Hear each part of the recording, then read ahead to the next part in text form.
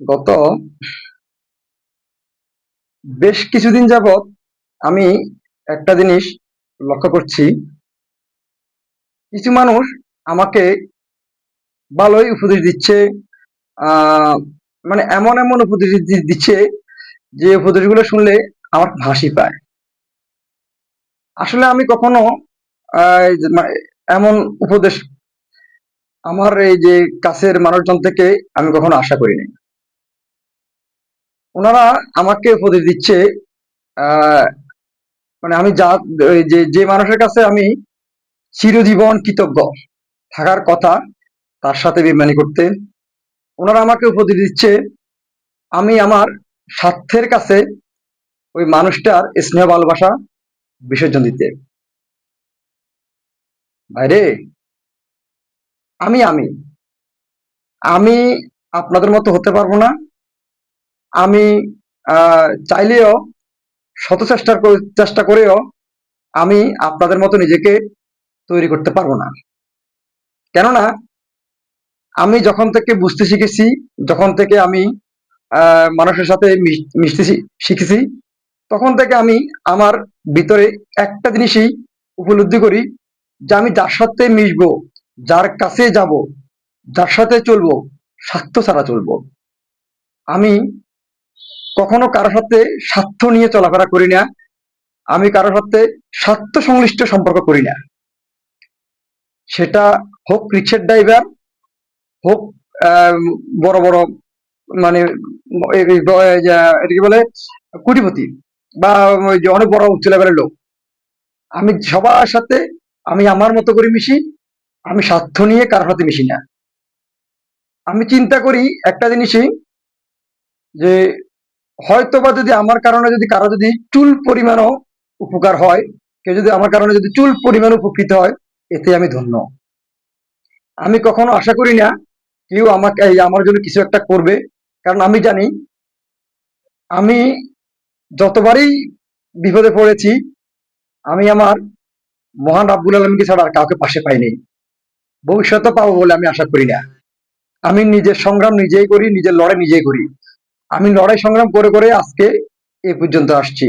কিন্তু এত কিছুর মাঝেও আমি কখনো আমার নিজের স্বার্থটাকে বড় করে দেখি নাই। আমি আমার স্বার্থটাকেই কখনো উপস্থাপন করি নাই, বা কেউ বলতে পারবে না যে আমি স্বার্থের জন্য কারো ক্ষতি করছি, বা স্বার্থের জন্য কারোর সাথে মিশছি। এটা কেউ বলতে পারো না। আমি অনেক হয়রানির শিকার হয়েছি। আমি অনেক রকম ক্ষতিগ্রস্ত শিকার হয়েছি। আমি লস দিয়েছি শুধুমাত্র সম্পর্ক মূল্যায়ন করতে গিয়ে। আমি সম্পর্কের মূল্যায়ন করতে গিয়ে লক্ষ লক্ষ টাকা আমি ক্ষতিগ্রস্ত হয়েছি, লস দিয়েছি। আমার চুল পরিমাণও দুঃখ নাই। কেননা একটা সম্পর্ক টিকিয়ে রাখতে গেলে লস হবেই, স্যাক্রিফাইস কাউকে না কাউকে করতে হয়। কিন্তু আমি আশ্চর্য তখনই হয়েছি, আমি যাদেরকে সবসময় এই কথাগুলো বলি যে ভাই আমি সবার সাথে স্বার্থের বাইরে মিশি, আমি স্বার্থ নিয়ে কখনো কারোর সাথে মিশি না, সেই মানুষগুলো যখন আমাকে উপদেশ দেয় যে নিজের স্বার্থটাকে বড় করে দেখার জন্য, কষ্ট লাগে। কারণ আমি জানি আমার কাছে আমার সাথে অনেকে মিশে স্বার্থের জন্য। তাদের নিজ নিজ স্বার্থের প্রয়োজনে আমাকে বাহবা দেয়, ভাই ভাই ডাকে, আমাকে এই যে অনেক ওই যে বড় বড় করে উপস্থাপন করে।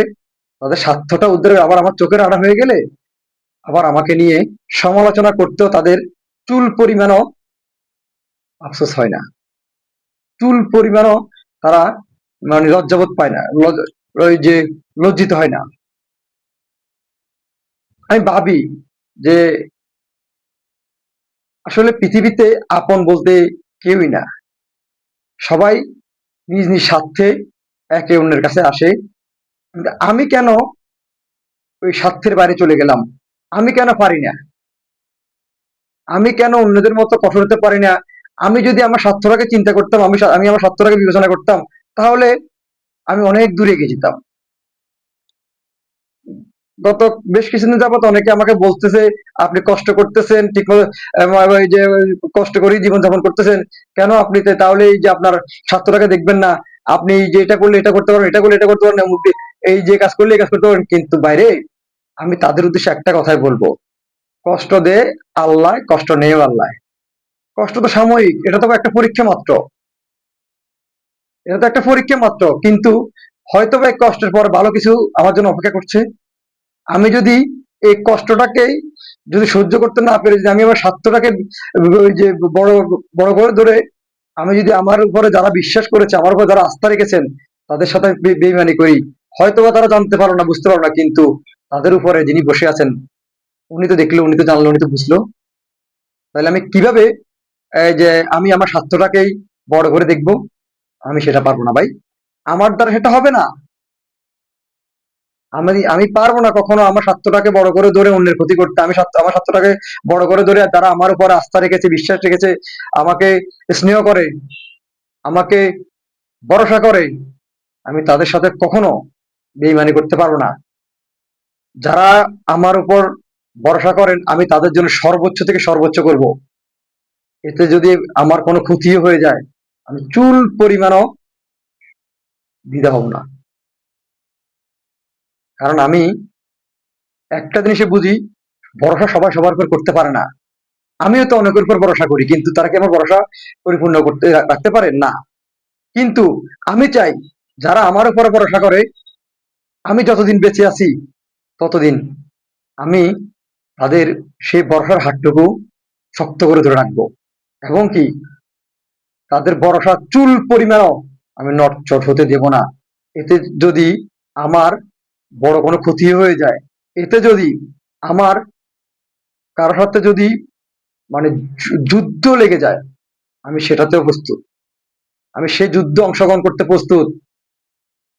আমি সকলকে, আমার রিলেটেড যারা আছেন, আমার সাথে যারা খুবই মানে ওই যে আপন আপন বাপ দেখান, সবার উদ্দেশ্যে একটা কথাই বলবো, যে আমাকে যারা ভরসা করে, আমার উপর যারা ভরসা করে এই পর্যন্ত ভরসার হাতটা রেখেছেন, তাদের চুল পরিমাণ ক্ষতি করার আগে, বা তাদের চুল পরিমাণ ক্ষতি করার চিন্তা করার আগে মাথায় রাখবেন, আমি আছি জীবিত, দেওয়াল হয়ে আমি আছি জীবিত।